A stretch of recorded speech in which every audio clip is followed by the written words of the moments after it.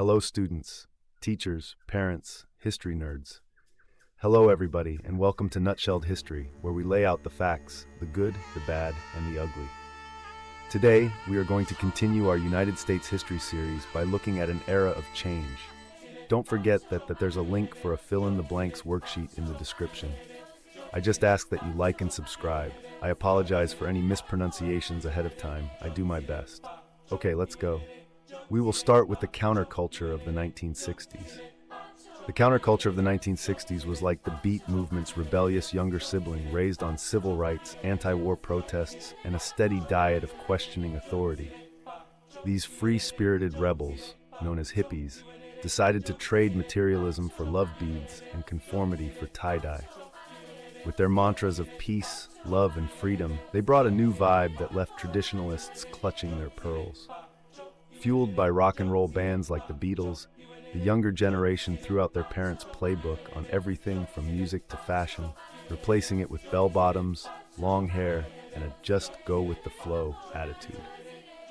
Their rebellion against traditional values, especially around sex and relationships, sparked what became known as the sexual revolution, while their preference for communal living brought the phrase "mi casa es su casa" to a whole new level. The epicenter of this groovy movement was San Francisco's Haight-Ashbury district, where the air was thick with incense, rock music, and the occasional political speech. Counterculture guru Timothy Leary even advised his followers to tune in, turn on, to drugs, and drop out of mainstream society. For many hippies, spirituality didn't involve Sunday mornings in church, but instead delving into Eastern religions, Native American practices, or simply hugging a tree.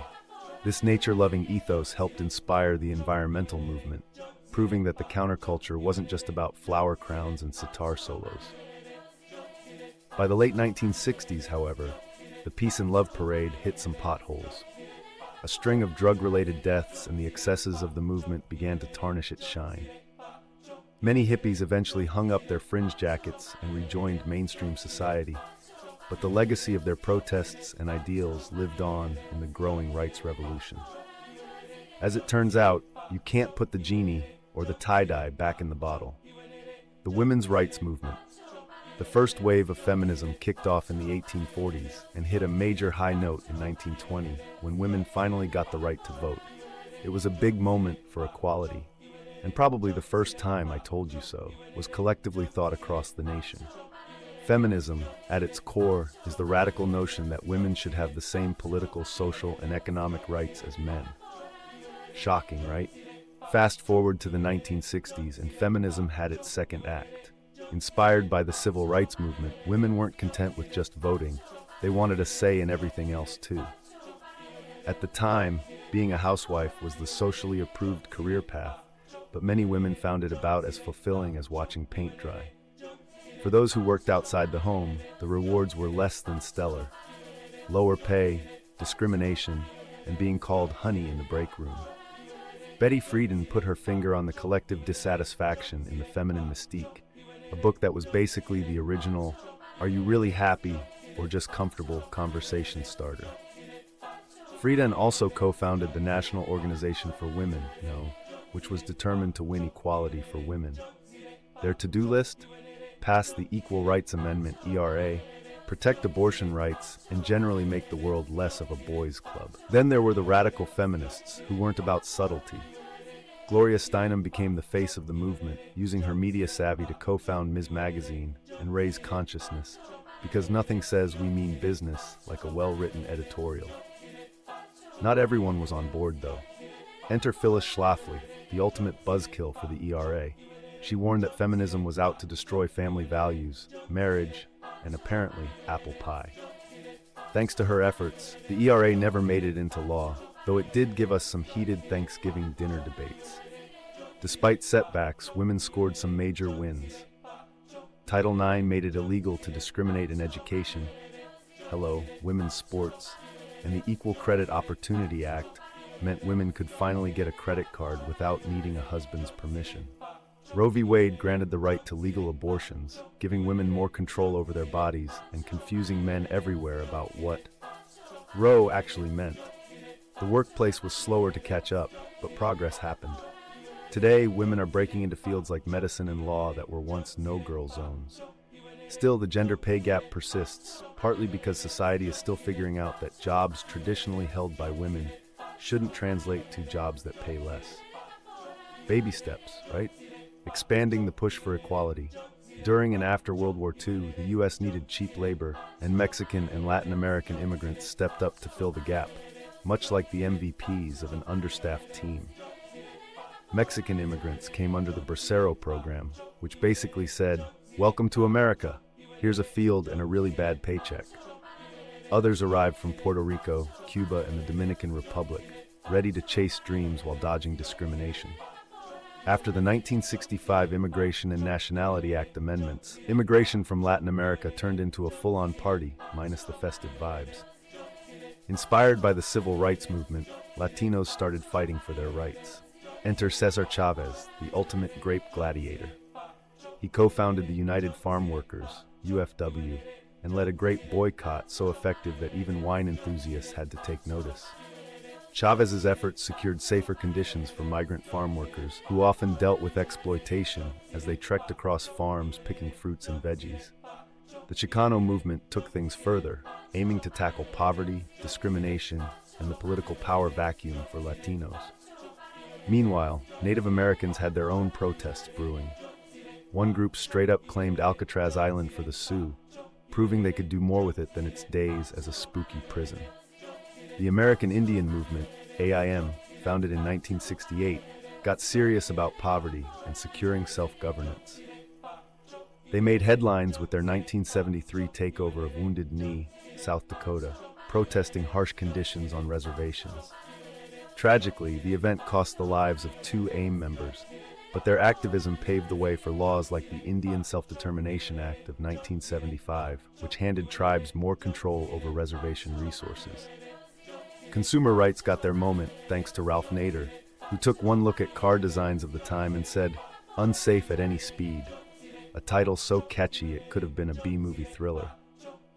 His book exposed fatal flaws in automobile designs and pressured Congress to act, making seat belts and other safety measures the stars of the road. Activism extended to Americans with disabilities, boosted by war veterans from Korea and Vietnam who were over making do with poor access.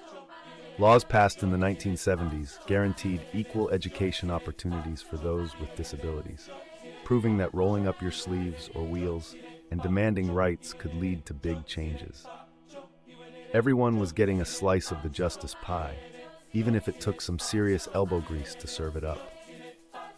The environmental movement, Rachel Carson's Silent Spring, published in 1962, was like a wake-up call with a megaphone for the environment.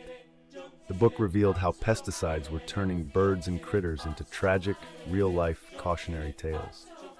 Carson basically pointed at humanity and said, "This is why we can't have nice things," urging everyone to take responsibility for the planet. The public got so riled up that Congress eventually put the pesticide DDT on the naughty list. But pesticides weren't the only villain in this eco-drama. Toxic waste, coal smog, and other byproducts of human activity were giving Mother Nature some serious side-eye. Enter Earth Day, the ultimate eco-party. On April 22, 1970, nearly 20 million Americans joined forces to show they were serious about saving the planet. Probably one of the only times that many people agreed on anything. Earth Day became an annual event, reminding everyone to hug a tree and maybe think twice about littering. Even President Nixon, not exactly known for his tree-hugging ways, jumped on the green bandwagon. Under his leadership, Congress created the Environmental Protection Agency, EPA, in 1970 to protect the entire ecological chain, fancy talk for cleaning up the mess. The EPA tackled pollution, bad air, and toxic water like it was on a superhero mission, while Nixon signed laws like the Clean Air Act and Clean Water Act to make sure factories and cars behaved themselves. The Endangered Species Act, 1973, also got in on the action, giving animals and plants on the brink of extinction a fighting chance. The late 1970s, however, decided to dial up the environmental drama. In Love Canal, New York, toxic waste in the ground led to alarming rates of birth defects and cancer. Meanwhile, over in Pennsylvania, a nuclear reactor at 3 Mile Island threw a hissy fit and nearly melted down, leaving everyone wondering if their glow-in-the-dark dreams were about to come true. While these crises turned some people into hardcore eco-warriors, others weren't so convinced. Conservatives worried that environmental regulations stomped all over property rights, while some argued that private landowners, not Uncle Sam, should lead the charge to protect the environment. And then there were the business leaders, sweating over the thought of eco-laws putting their profits on a crash diet. In the end, Silent Spring and the resulting activism showed that saving the planet was never going to be easy, or without its fair share of plot twists. The two sides of the Nixon presidency. Richard Nixon didn't just shuffle foreign policy cards.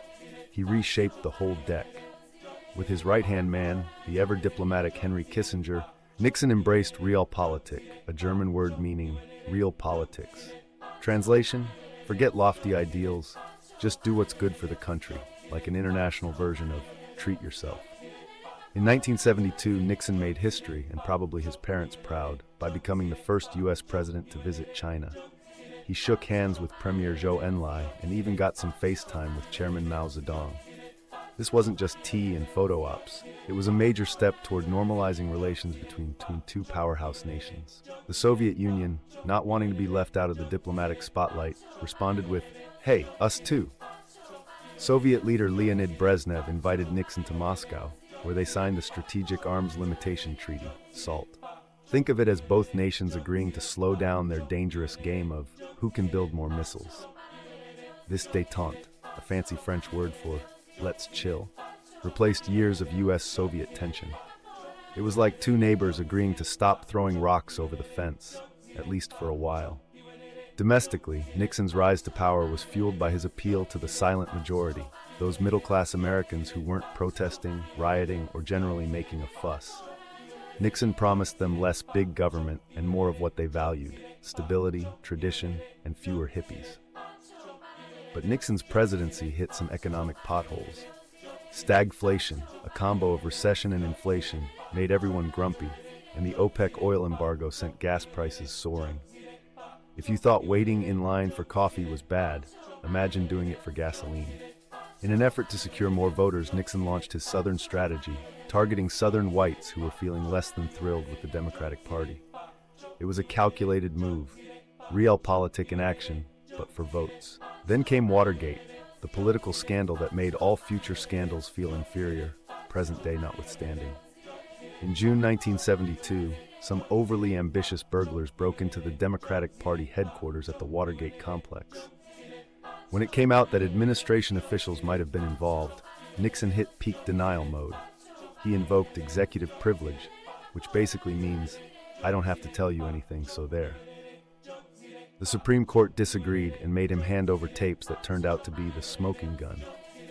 Faced with impeachment and the world's worst Yelp review as president, Nixon resigned in August 1974. His legacy? A foreign policy overhaul, a rocky economy, and a scandal so infamous it made "gate" the suffix for every controversy since.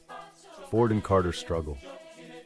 Gerald Ford, the guy who never campaigned for the job, stepped into the presidency after Nixon pieced out amid the Watergate scandal. At first, Ford had bipartisan support. Everyone loves a fresh start.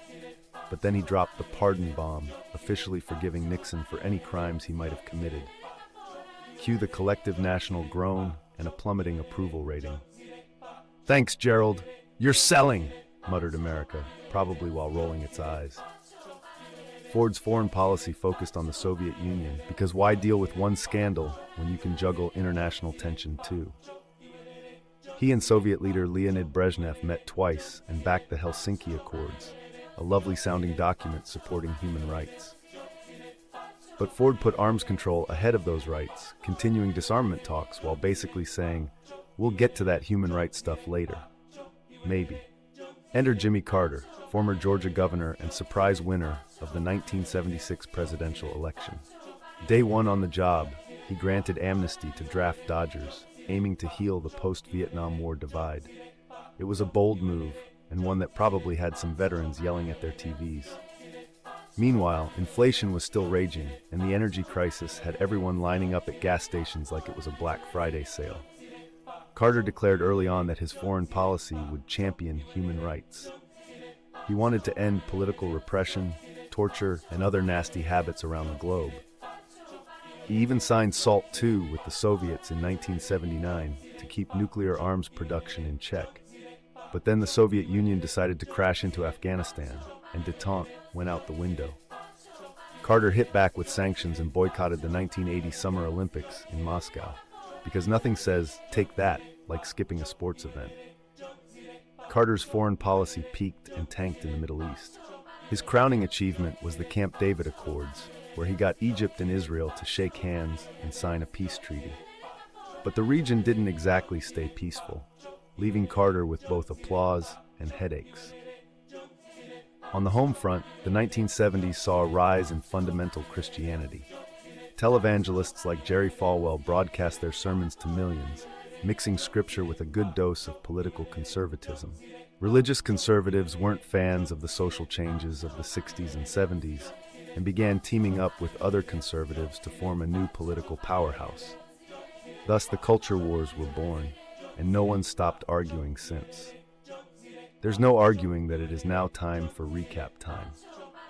The 1960s counterculture was a colorful rebellion of peace, love, and tie-dye that traded traditional values for groovy vibes and rock and roll.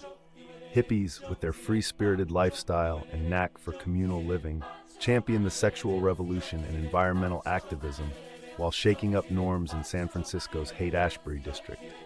Meanwhile, feminism's second wave in the 1960s and 70s, led by figures like Betty Friedan and Gloria Steinem, fought for equality in the workplace, education, and beyond, despite pushback from figures like Phyllis Schlafly. Latinos, Native Americans, and disabled Americans also rallied for their rights, inspired by the civil rights movement, while the environmental crusade, sparked by Rachel Carson's Silent Spring, led to Earth Day and the creation of the EPA. Nixon's presidency mixed groundbreaking diplomacy with scandal, while Gerald Ford's pardon of Nixon and Jimmy Carter's human rights-focused policies struggled to unite a nation mired in stagflation, energy crises, and ideological divides. Through it all, America evolved, with the 1970s leaving a lasting legacy of activism, cultural shifts, and heated political debates. There you have it, folks. That is an era of change, nutshelled. Thanks for stopping by Nutshelled History. Don't forget to change my like and subscriber count in a positive way. It'd be much appreciated. See y'all next time on Nutshelled History.